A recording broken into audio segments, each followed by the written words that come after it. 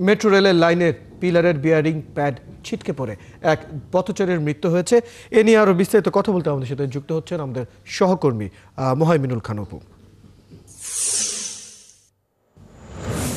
মোহাইমিনুল খান অপু, মতিঝিল এলাকা তো ব্যস্ততম এলাকা এবং সেখানে এখন পর্যন্ত মেট্রো রেলের যে বন্ধ থাকার যে কার্যক্রম সেটির এখন সর্বশেষ খবর জানতে চাই এবং একই সাথে কর্তৃপক্ষ কি বলছে, কবে নাগাদ চালু হতে পারে মেট্রো রেল?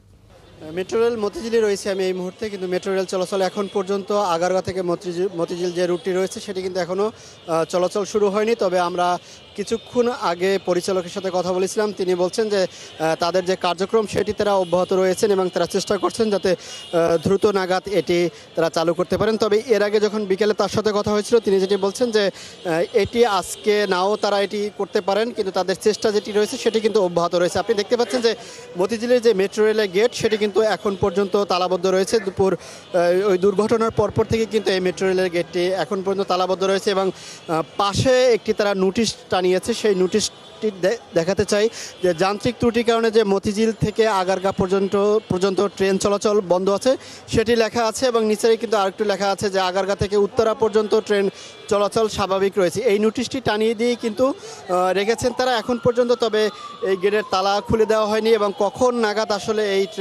মেট্রো ট্রেন চলাচল শুরু হতে পারে সেই বিষয়টিও কিন্তু যাত্রীরা স্পষ্টভাবে বলতে পারছেন না।